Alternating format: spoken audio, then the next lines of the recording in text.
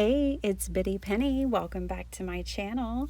And today it's episode 2, working in my childhood art journal. I'm going to be doing all kinds of things today, using up some scrap paper. I decided I wouldn't pull any paper out of my stash other than my scrap stash. I'm going to see if I can stick to that for this journal for the most part, but we'll see. Just depends. No rules. I'm also going to use this honeybee stamp set with all the classic cars. I had to have it. Growing up with my father, definitely a car man, so I just had to have it. All right, the first thing I'm going to do is make a little paper house, which I just did this in a live for a No Dies No Problem like 2 weeks ago. So if you guys want to see more paper houses, you could check out that video. Now I'm using just an alcohol marker and coloring this orange paper brown. Again, it just kind of helps use what I have here on my desk and not go digging for a dark brown paper. I'm actually going to get a ton of use doing this way in this video, you'll see. Okay, so I used that to cut up a bunch of little shingles. So this is a couple of stories in one spread, but it's also like how I processed these events.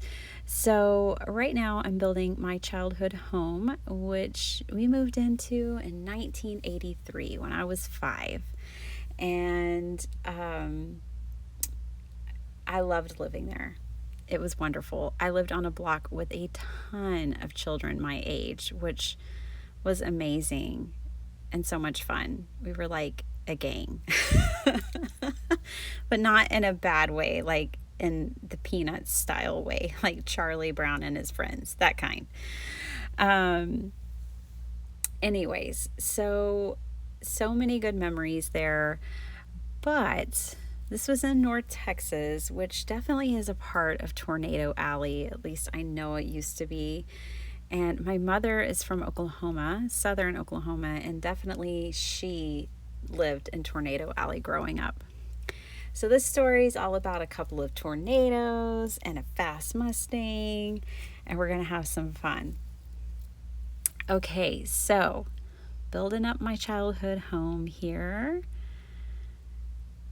And I'm just kind of laying things out. Like, of course, I have a vision in my head of what I want to execute today. And most of it works out. But one of the things I wanted to share with you guys here is like, design-wise today, I don't think I did an amazing job or anything. Not that I always do think that, but I think as long as I'm crafting, and especially like in this instance, when I am recording memories that I can then share and pass on to my children and hopefully grandchildren one day, then I'm actually getting like an A++. Like, that is so good, I think. Just capturing these moments from our childhood in a way that is like tangibly available for my children and their children. I just think that's so important. So I think my spread is very childlike today, but there's nothing wrong with that, right? Like that, it's a childhood memory. So I'm actually really okay with this journal looking childlike in a lot of ways. I think as long as I'm doing this process, then I'm winning. And I think you guys should feel that way too, whether you're making something like an art journal or if you're making cards. I think as long as you're crafting, you're winning, whether you love the results or not. Because when you go to pass those on, when it's a card and you pass it on and it cheers someone up, when it helps them know that you're thinking of them and you remembered their birthday, or you're thanking them for something that they've done for you, you're winning. And whether you love the design or not. So that was one of the things I really wanted to convey by sharing this video today and sharing this process. I wasn't like really pleased with my results necessarily, but I'm just really pleased that I sat down and made it happen. So I am watercoloring up this, in my mind, 1965 Shelby Mustang, which one of my brothers had. And I grew up in a very untraditional family, like in some ways, unconventional, let's say that. So my father, if any of you caught the video where I did a massive Happy Meal share and I talked about an album that I bought from another crafter, and I talked about my father, then you know he left his family when he was 13 and started adulthood, or his version of it, and got married very young, and he and his wife were both just extremely young, and they started a family, and it didn't work out for them, but after a few turbulent years, they had decided that they really didn't like split holidays, and they both had moved on and remarried, and they just decided to be friends. Friends to the effect of, we lived across the street from my dad's ex-wife and her husband and their children, and lived next door to her parents, and I grew up that way, and it was amazing. Okay, here you guys, to me, the 1970s, I just think brown, sepia, everything. Family photos, cars had brown on gold on brown, brown on brown, ivory on brown.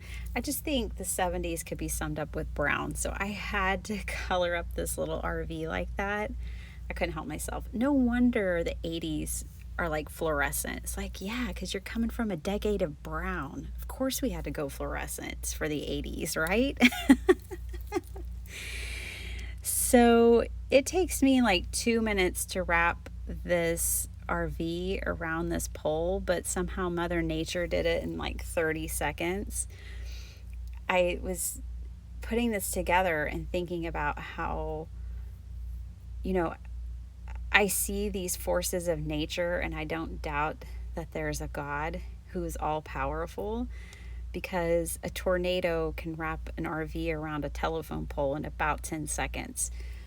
And if God can command nature, then he's got to be able to do anything, right? Anyways, so I grew up with a very blended family.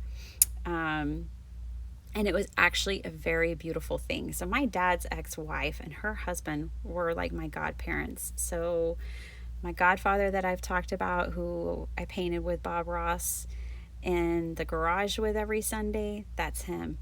And my godmother, my dad's ex-wife, babysat me my entire childhood when I was little and brought me up. She was like my second mom. I was lucky enough to have two.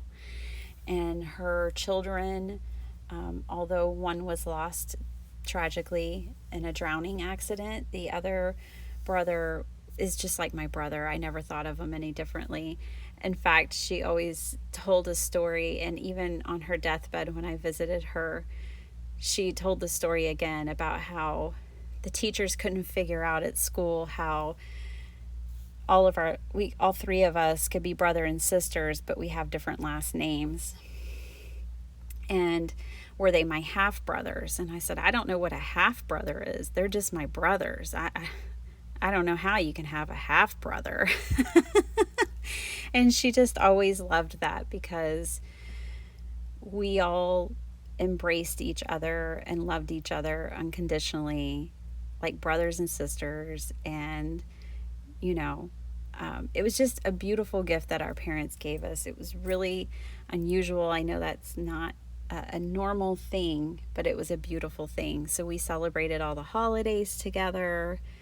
We were just together all the time, and it was so sweet. So anyways, my godmother, that's what I call her, Bobby Ann, well, she was a tornado chaser. Not like with a scientific group, not like associated with anybody.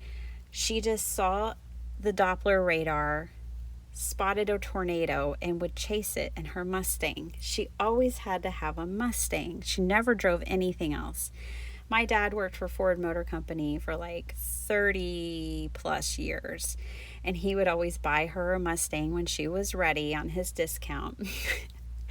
So obviously her son had to have a Mustang too. So that was his Shelby that I colored up earlier.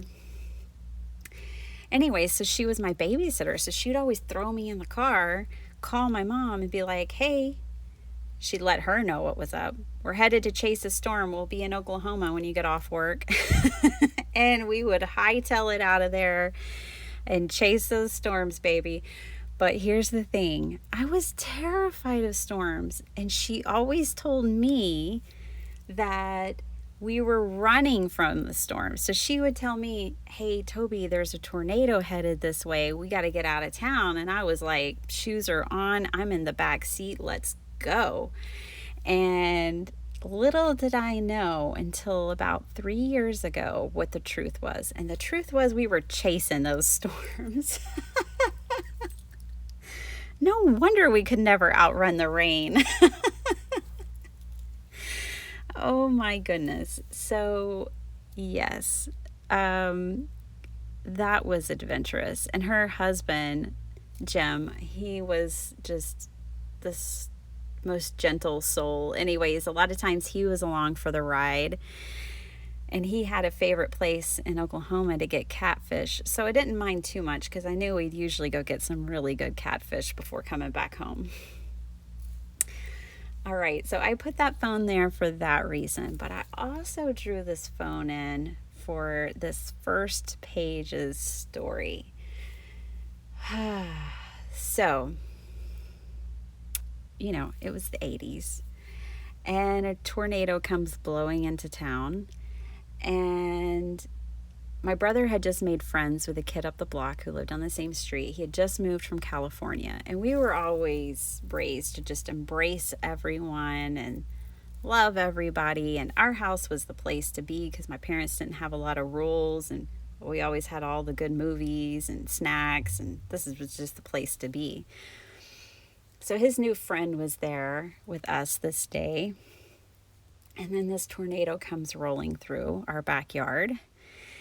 And his mom is on the phone with my mom, and she is panicking in sheer terror because they just moved from California and she's never been in a tornado. She had no idea how to, brace for impact. And her son's at our house, and, they'd only lived there a short time. I totally get it as a mother, how she must have felt that day. So my mom's tethered to the wall dealing with that conversation. Meanwhile, my very, very rambunctious brothers, they need about 4 journals for all their stories. One of them was trying to open the back door. He wanted to get in the tornado. He wasn't little. He was like 13. And he wanted to be in the tornado because he wanted to feel what that was like. So he's trying to open the back door with all of his might, but because of all the pressure of the tornado, he couldn't open the door, luckily. And I am just sitting there, I'm sure with my mouth gaping open, and I'm just terrified because these things, when you have a massive tornado coming, if any of you have lived through one, it sounds like a freight train. It's extremely loud. And then this RV that's wrapped around that pole, that was our neighbor directly on one side of us. And I probably heard the metal of that just creak. I mean, it just wrapped it around that pole like a bow. It was crazy. And it tore up our roof, and it tore up the neighbor's shed. It demolished it completely. It tore down all of our fences. I mean, luckily our house was still standing, but it had substantial impact. And I just remember, you're outside riding your bike, then some dark clouds roll in, and then suddenly things can be destroyed. It's very, very wild. So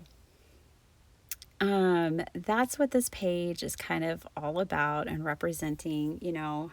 We could hear the roof being lifted and the shingles popping off. I mean, you can hear the creaking in the house. It's just the audible version of terror is sometimes what makes a lasting impact, I think. So it's definitely something that I remember so many years later.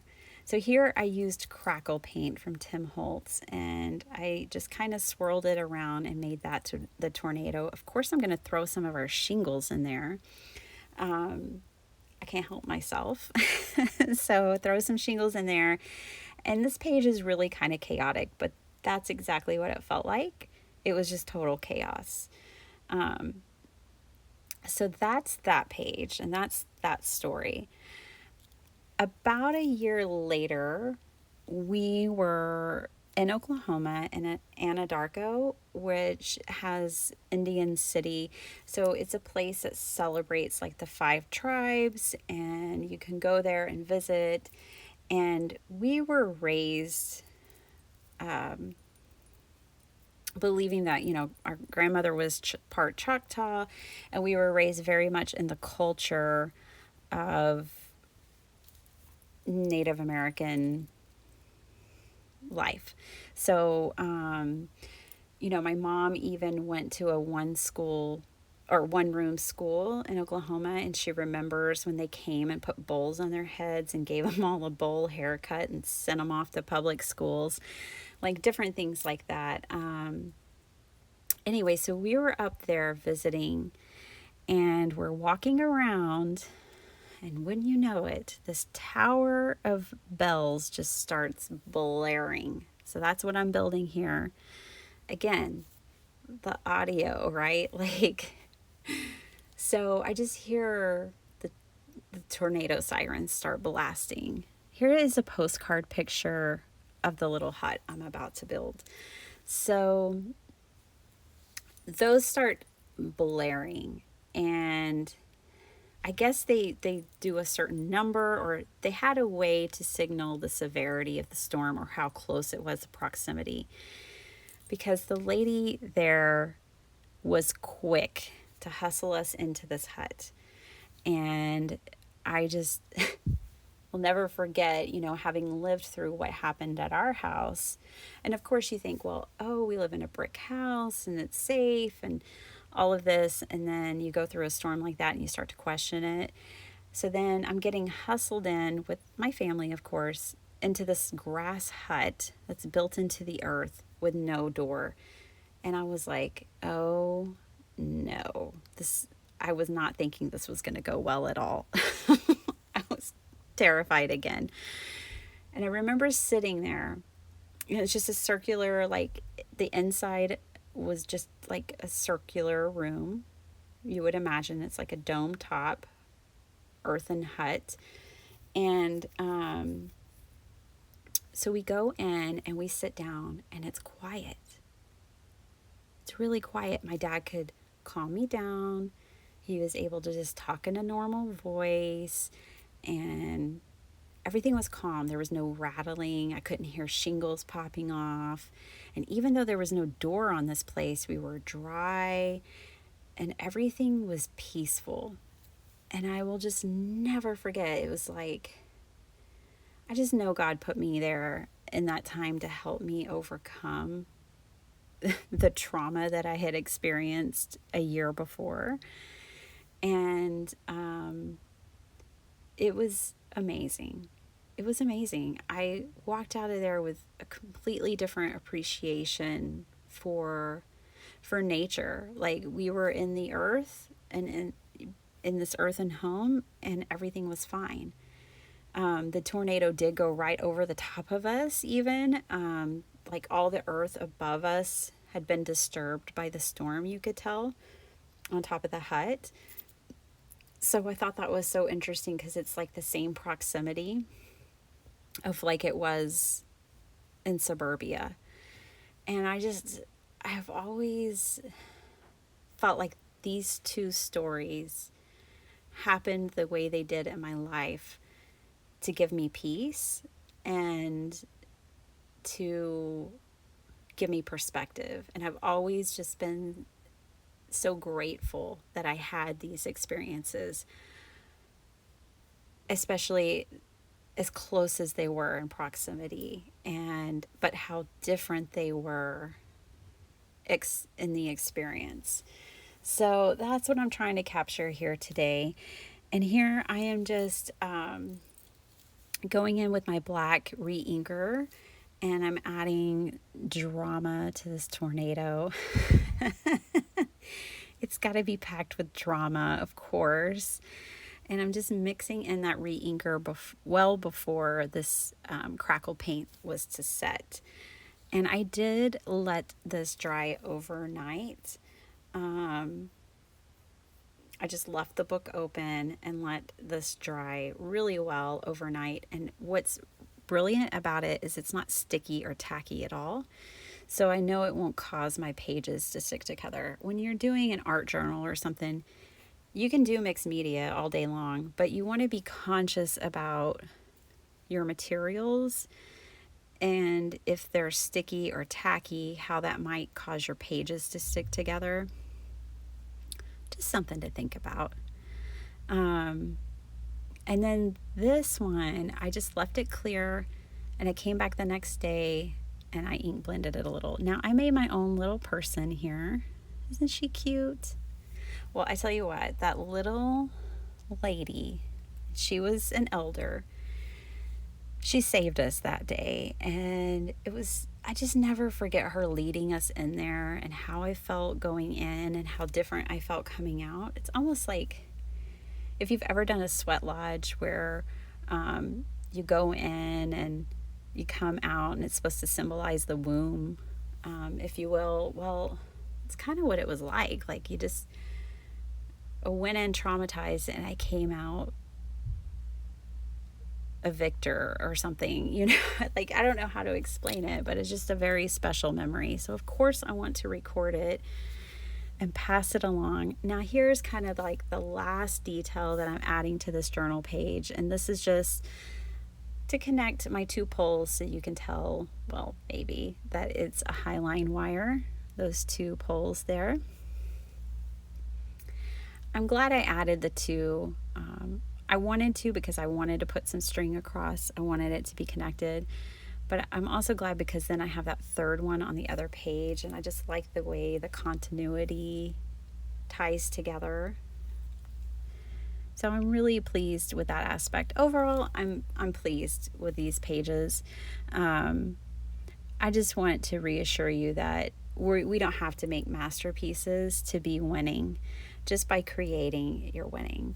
So here's my final page. I thought about going in and adding contrast on the little grass hut, but I haven't done that yet. Here is the chaotic suburban tornado. And here's the peaceful earthen home tornado. I hope you guys enjoyed this. I hope I didn't trigger anyone. I should have probably put a warning in there. Thank you so much for watching. I hope you're enjoying this series. I know that most of my people that come here are looking for cards, but I just want to share this too. So for those of you that are liking it, I'm glad you're liking it. I feel great about it. I'm accomplishing something that I've wanted to do for some time, and I'm getting to share it here with you guys. And hopefully, and I'm inspiring you guys to record some of your memories along the way. Thanks so much for spending your time with me. Have a great day. Bye.